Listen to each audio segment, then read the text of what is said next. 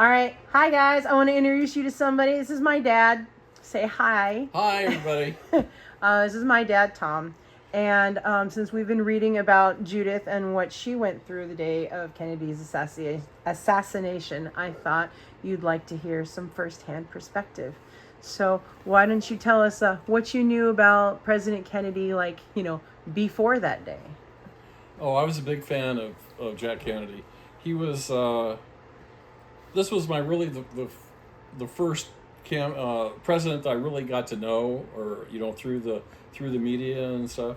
I guess because he was a young, energetic candidate for president, and the fact that he was in the Navy, he was a war hero in the Navy, and I was a Navy fan. I later went on to go in the Navy, not because of this, but just because.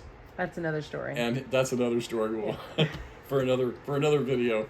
Maybe. Anyway, but I was a big fan of his, and so during the campaign for president, I got involved on the very peripheral because I was just a kid. I was a junior in high school, and during the campaign I was even younger. I think that was 2 years, so I was probably a freshman or a sophomore in school. So I was just a kid, but I wanted to be involved, so I went out and I put up door knockers on the doors, door hangers, on people's doors, and leaflets for the election to try and get people to go to the polls. And which was the interesting is I was raised in a Republican family, so I was pretty much a fan club of one in my family. A traitor to my grandparents, but I didn't care because I really loved him. I used to really zero in when he was making speeches and stuff. I never got to meet him. He never came to Stockton, unfortunately. So then I wasn't driving at the time, so I never got a chance to go see him. But I did follow him. So I was a real fan. I was very attuned to him during all the crisis, the Bay of Pigs, that followed. I don't know what that means. Okay, well, the Bay of Pigs was a problem where the Russians put missiles in Cuba, 90 miles off the coast of Florida. Oh. And everybody was on high alert. It's the Cuban Missile Crisis. I had friends who were in the reserves who were very interested in how that was going to come out, because it's probably as close to World War III as this country has ever come. Okay, I'm gonna another story. Another story. My dad loves telling stories. But anyway, I followed him all the way through his, all through his presidency. So I was a big fan. And I admired him and what he'd done in the past, and how he handled our country through crisis. And what happened to him was a true tragedy. Changed our history. Things would have been different, much different, if he had been alive, if he had been allowed to complete his presidency and go on and do some of the things that he wanted to do. So, what happened that day? That was a huge day. November 22nd, 1963. I was a junior in high school. It was a Friday at the end of the week. We've been planning with my friends this big dance. It was it was a prom-like dance, a formal. Everybody was looking forward to going. The guys rented tuxes, the girls had their formal gowns. We've been working for 2 weeks or more on decorations for the auditorium where the dance is being held. That's what we were all talking about and looking forward to. And then we come to school. By the way, where were you going to school? Oh, I was going Stagg High School.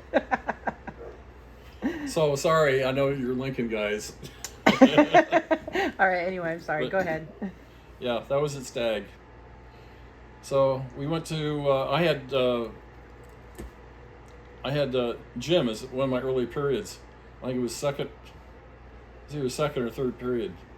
I don't remember exactly, but I remember it was in the morning. And they called us all in. Not just my class, but all the classes. The girls' gym classes and mine. They called us all in and they sat us in the gym and sat us on the floor. And the head coach, Chief Gott was his name. I remember he was our football coach.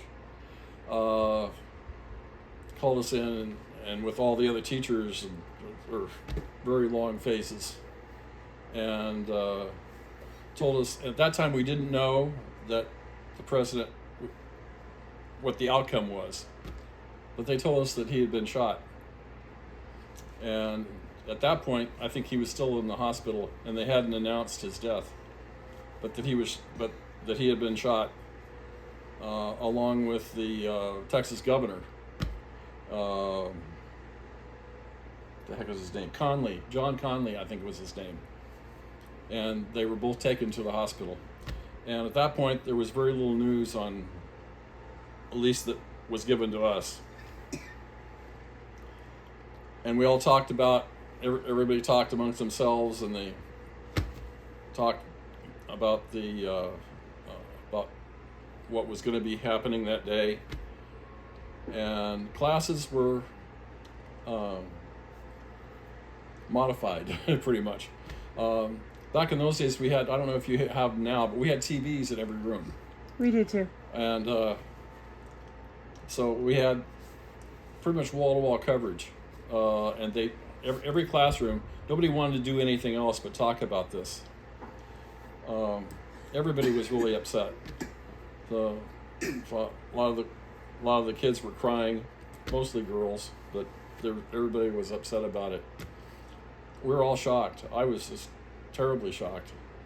It was like almost like losing a member of the family, because it was so sudden, and the fact that somebody shot him. It was an assassination. It's not something that anything like that we'd never lived through. I mean, it's been so long since there had been a successful presidential assassination, or even an attempt. It's not anything that ever happened in our lifetime. Nobody was prepared for that. So we spent that period kind of comforting each other, and then we went to our next class, and I think that I remember it was my English class. And I had the TV on. It's the first chance we had to see the TV coverage of what was going on. And of course, there was wall-to-wall coverage, and they kept showing the same thing over and over again. I remember it was the video because it was all televised. It was on TV. Of the limousine. It was a convertible limousine, and pictures of that, and it racing away to the hospital, and with escorts and sirens and lights and everything. And then by that time there was subsequent coverage at the hospital of the car arriving, and newscasters basically telling the same story over and over again. I don't think the announcement was made of his death at that time. It seems to me like it was a little while later. It may even have been during our lunch period when the word came down that he had passed away from his wounds. There were very few details. We didn't learn about the shots that come from the depository, or Lee Harvey Oswald, or anything like that. That all came later. But that morning, it was just about us handling our grief about what had happened and trying to get over the shock. I know a lot of kids. A lot of kids actually went home, the ones that could. I didn't have a car, so I was kind of stuck at campus. I don't really remember how I got home that day. Probably on the bus. That's how I usually got home. But when I did get home, the TV was on. My mom was there, and my mom and my grandmother were both there with watching the TV and the coverage. You said that they weren't a fan, that you were the traitor. How did they feel? He was the president.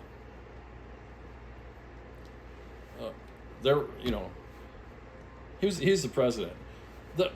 During the campaign, that was different. They were rooting for their side. I had my focus was on Kennedy.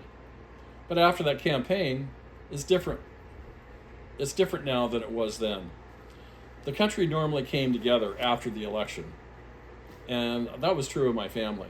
I don't know if they were particular fans of John Kennedy, but he was the president, and he was leading the country, and he led us through a huge crisis not that long before.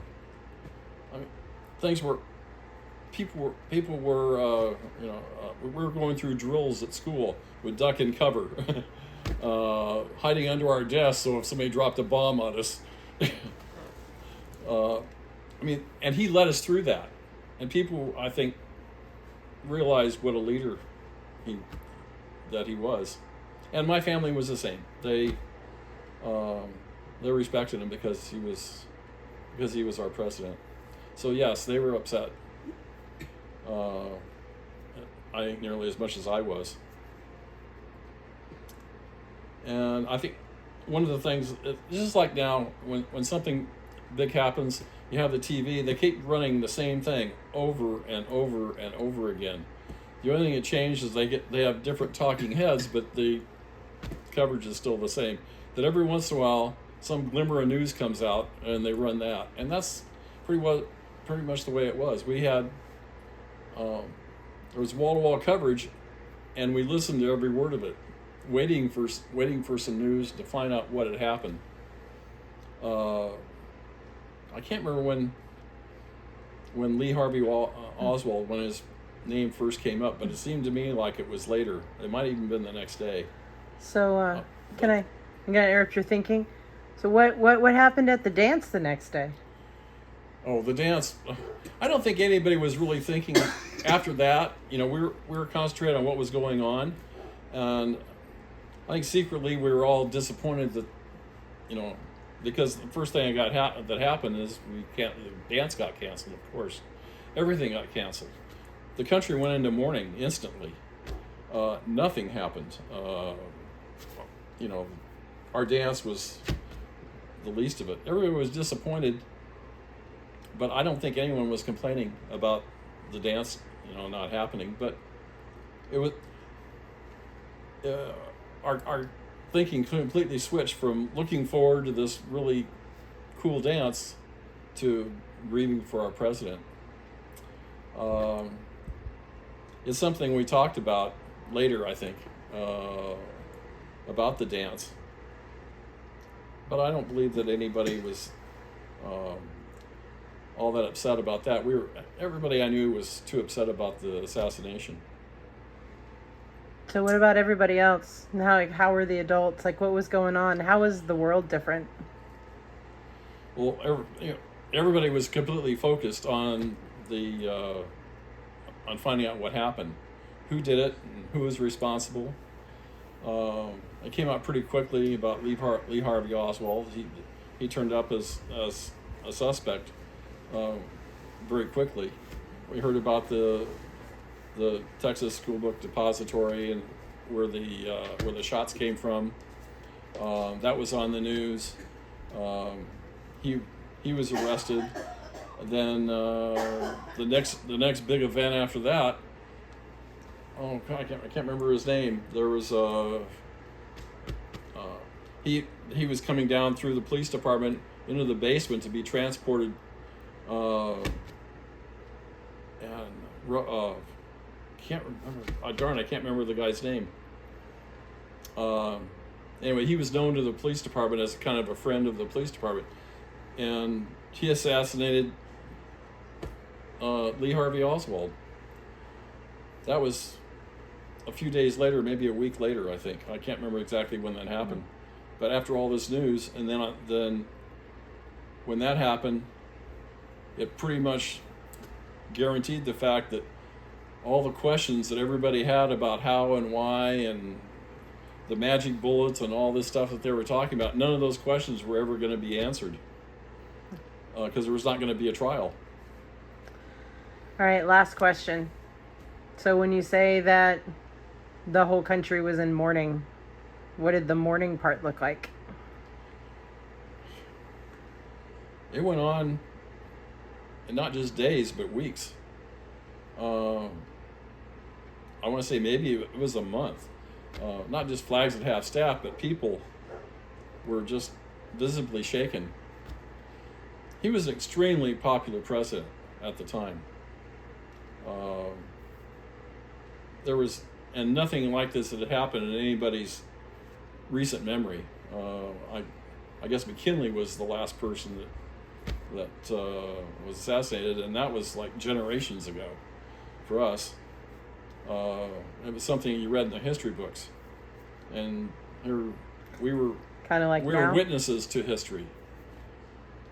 It was an event that equaled 9/11, in our present day. That's what our English Pearl Harbor's in my parents' day. That's what our English teacher was saying, that it was like 9/11. Yeah, it's an event. You talk to somebody my age that was there, and they'll tell you where they were and how they heard the news. Just like I imagine you will always remember where you were on 9/11 when you heard about 9/11. And Dad, none of these guys were alive during 9/11. oh, that's right. Okay, well. Okay, you're right. I'm showing my age, aren't I? A little bit. Well, I hope you never have to go through anything like that. Well, there's this thing called COVID. Oh yeah, COVID too. Yeah. I'm pretty sure they all remember where they were on like Black Friday. Yeah, when they heard about that. Yeah. Yeah, that's something we'll never forget. I guess there's every seems like every generation has their event. When you hear about it, it instantly ingrains itself into your memory, and it's a time and a place when you hear this that you never forget. And that's the way it was with Kennedy. I guess the biggest image when I think about the morning was I think it was the next morning on TV when they had pictures of Jackie Kennedy.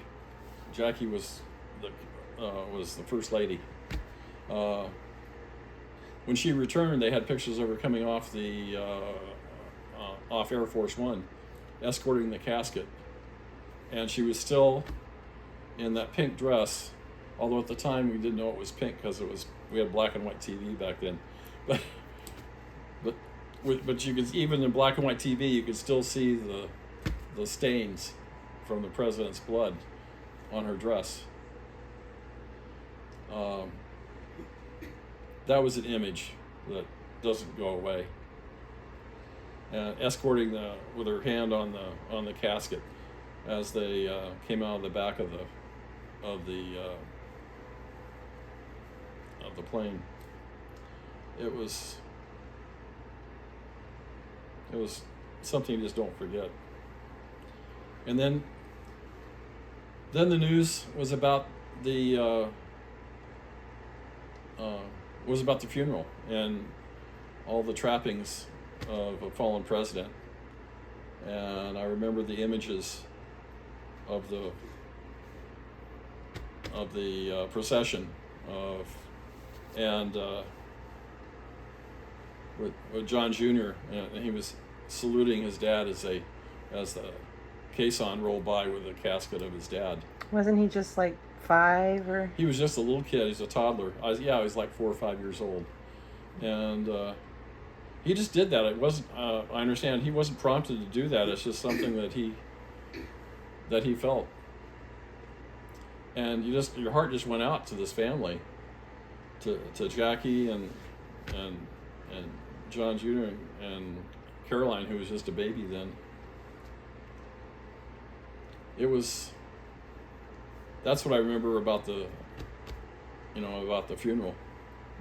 Of course, that was on TV wall to wall. A lot of the during that time when things were going on, a lot of kids like myself stayed home so we could watch the coverage on TV. So a lot of us had sick days. All right. Well, thanks for sharing your experience with us. That's really cool. Nice to kind of, hear, how it affected, kids just like us. Us, like I'm a kid, but you know what I mean. Right here in Stockton, even though it was so far away and such an important person. But yeah. How cool that you worked on his campaign. Yeah. Too bad he couldn't finish his term. I think if he had, things would have been different. I'm convinced that Vietnam would have been a whole lot different. I don't think there would have been a Vietnam War if he hadn't. If he'd been president. Wow. Things would have been a lot different. That in itself would have changed our history. Wow. All right. Thank you. Hey, thank you.